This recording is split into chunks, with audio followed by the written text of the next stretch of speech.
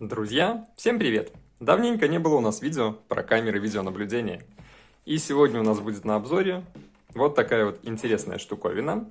Камерка у нас именно идет для помещения. До этого было очень много обзоров на камеры уличного типа. А сегодня я хочу рассказать вам про вот такую вот небольшую камерку от нашего любимого продавца с AliExpress Anbiux для жилых помещений. Поехали! Начнем сразу с упаковки. Все это дело упаковано в коробочку, но, как видите, приходит она очень сильно побитая, такая вся, сломанными углами и так далее.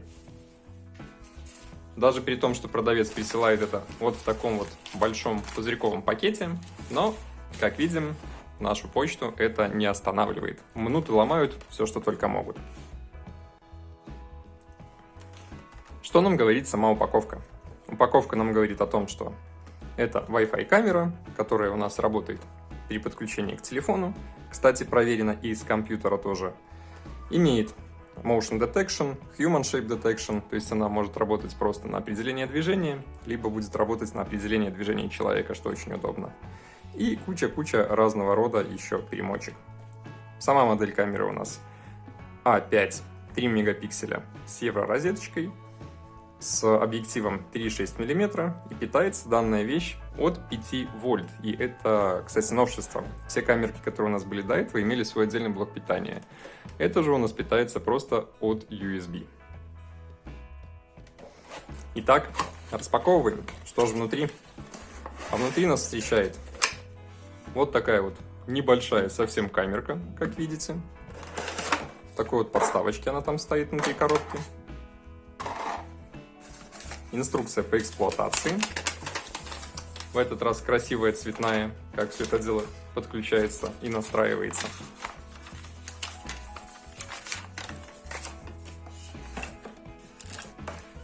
Провод для питания. Кстати, камерка питается по micro-USB, что уже, кстати, достаточно устарело. Могли сделать USB Type-C. И вот такой вот блочок 220 на USB. При этом на адаптере написано, что он на 1500 мА 5 вольт. И крепежик. Спросите, зачем крепежи? Это же камера мебельная, ее куда-то поставил, она стоит и снимает. Но не совсем так. Здесь еще есть вот такая вот приблуда, такое вот крепление, крышечка. При помощи этих винтиков можно куда-нибудь ее прикрепить на стену. И, как видите, в самой камере снизу есть такой вот пазик. Сюда это вставляешь, проворачиваешь до щелчка, оно защелкивается, и камерку вот так вот можно куда-нибудь повесить на стену. И она точно так же будет крутиться и смотреть.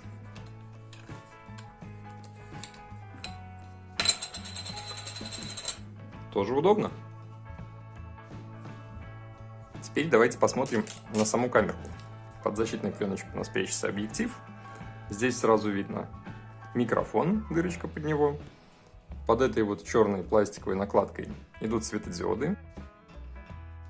Данная камерка с инфракрасной подсветкой. И если мы ее поднимем максимально вверх, то снизу мы увидим кнопку сброса Reset и отверстие, слот под microSD карточку. Ставим карту, поддерживает до 128 гигов.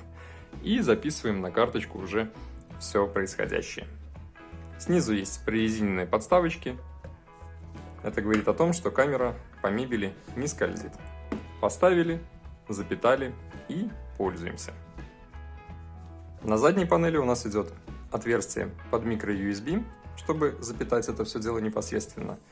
И вывес под динамик. Там внутри стоит динамик.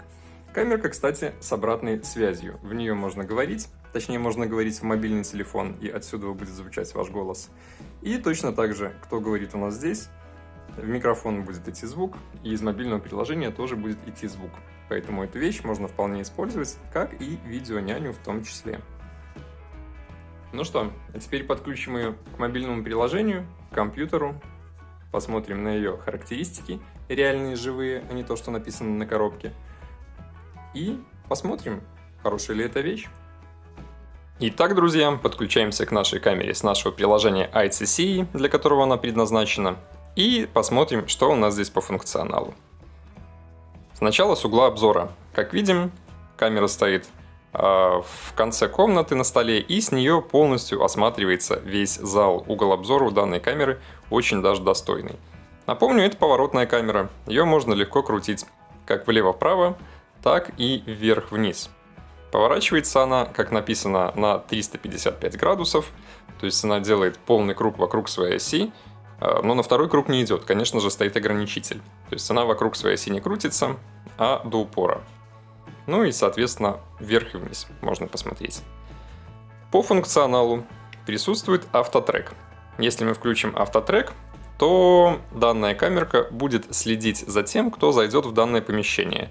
Но при этом не будет работать функция Human Shape Detection, она не будет распознавать фигуру человека, а будет просто крутиться за всем подряд, влево и вправо. Эту функцию я не использую, да если честно, другим тоже не советую. Human Shape Detection лучше, не будет лишних срабатываний. Дальше по приложению микрофон. Можно нажать на микрофон и будет обратная связь. Динамик. Мы можем послушать, что происходит в комнате. Нажав на камерку, у нас пойдет запись. Мы прямо с мобильного приложения на мобильник сохраняем себе изображение с данной камеры. Напомню, пишет она на внутреннюю флешку, а если мы нажмем на данную кнопку, она будет писать непосредственно на телефон. Можно и поделиться видео при этом. Также сделать скриншот, поуправлять влево-вправо камеркой и поменять изображение с SD на Ultra HD. Напомню, данная камера у нас идет 3 мегапикселя. Также присутствует функция Cruise Control. Настраиваем точки, и если надо, периодически просматривать разные места, камера будет крутиться и смотреть по этим точкам. Если мы перейдем в основные настройки, то здесь мы увидим стандартный набор настроек, громкость динамика, отразить влево, вправо, вверх, вниз изображение, если мы вешаем камеру как-то по нестандартному. По управлению памяти мы здесь видим, как идет наша память. В данном случае стоит карточка на 32 гига. Ее можно отформатировать, либо поставить настройки при заполнении памяти. В настройках записи можно изменить длительность отрезка времени записываемого, записывать ли видео и аудио, и выставлять разные качества. Самое важное здесь это Smart Alarm. Заходим в Smart Alarm, включаем, то есть это конкретно режим детекции движения. И обязательно рекомендую использовать Human Shape Detection. Это функция распознавания человека. То есть если у вас где-то там, я не знаю, камерка смотрит в окно, где трясется дерево и не включена Human Shape Detection, то у вас будут очень-очень-очень много ложных срабатываний конкретно на это дерево. При включении Human Shape Detection камерка выдает панику только на фигуру человека. Настройки сети, платное облачное хранилище. В доп. Настройках мы можем включить автотрек Switch, то есть это у нас автоповорот камеры за объектом. И в вкладке об устройстве мы будем видеть QR-код, ее серийный номер. И вот, пожалуйста, все версии настроек, прошивок, самого устройства и так далее. Итак, следующим шагом давайте подключим нашу камеру к компьютеру. И сразу скажу хорошую новость. Данная камера подключилась к компьютеру через ID Cloud. Это говорит о том, что этой камерой можно по компьютеру управлять удаленно через интернет. Допустим, у меня есть еще несколько моделей камер, которые умеют точно так же. Но одна из последних камер, которая пришла от данного продавца, к сожалению, подключалась только по IP. А по ID Cloud она подключиться не смогла.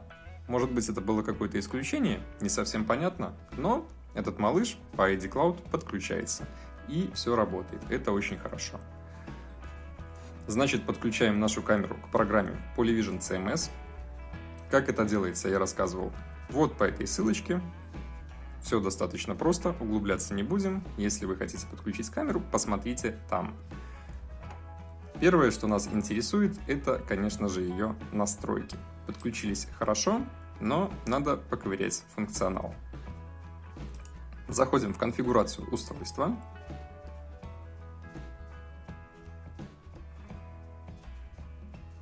И первое, что нас интересует, это системные настройки и компрессия. Это нужно для того, чтобы посмотреть реальное разрешение данной камеры. И, как видим, она действительно на 3 мегапикселя. Продавец нас не обманул, и это очень хорошо. Менять режимы на 2 мегапикселя Full HD и HD нельзя. Изначально только 3. При этом по стандарту стоит 12 FPS запись. Все это, конечно же, именно в программе CMS можно отрегулировать от 1 кадра в секунду до 25. И при 3 мегапикселей 25 кадров в секунду для такой камеры это очень хороший показатель. Битрейт VBR, качество можно ставить абсолютно разное. От этого и битрейт будет зависеть. Следующее, самое интересное для нас, это вкладка «Службы». А это именно то, что умеет данная камера по скрытым для мобильного приложения настройкам. Но в компьютере настроить это можно. А именно, мы видим здесь, что есть DDNS. Очень важная функция e-mail – это отправка на электронную почту фотографий при тревоге. И FTP – отправка фотографий и обрезков видео, по-моему, до 30 секунд, на наш настроенный FTP сервер, где-нибудь удаленный. И это супер функции. Нужны они для того, что если кто-то все-таки доберется до вашей камеры, не дай бог, и там украдет ее, убьет, сломает, не знаю, что-нибудь с ней сделает. Он же унесет с собой флешку, на которую все записывалось. Но камера до последнего момента, пока она будет в сети, она будет посылать при тревоге и фотографии, и обрезки видео, и на email, и на FTP, удаленные. И это очень круто. Как настраивается и та, и другая функция, очень сильно подробно рассказано вот в этом плейлисте. Пожалуйста, проходите, смотрите, читайте. Все разжевано до мелочей. У вас все должно получиться. Что касается инфракрасной подсветки, как видим, тоже все в темноте отлично видно. При этом камерка у нас вещает в черно-белом формате, как и все любые другие камеры подобного рода. И, кстати, обычных светодиодов у нее нет, только инфракрасные. Как фонарик в помещении светить она не будет. Мы можем видеть, что у данной камеры 6 инфракрасных светодиодов, и этого вполне достаточно, чтобы осветить большую комнату. Кстати, еще один интересный факт. Напомню, данная камерка работает у нас от microUSB, а соответственно питается от 5 вольт. Это говорит о том, что ее можно подключить от пауэрбанка. И вот прямой пример от того, как это работает. От пауэрбанка камерка вполне себе нормально работает. При этом интересно ее потребление. Там, условно, при 5 вольтах она потребляет примерно 0,3 ампера, как мы видим на тесте. То есть там 0,27, 0,32, когда как. И так далее. То есть в среднем 0,3 ампера. И вот, допустим, у меня пауэрбанк на 20 тысяч миллиампер. С таким пауэрбанком данная камерка, запитанная от него, проживет примерно около 3 суток, что вполне неплохой результат.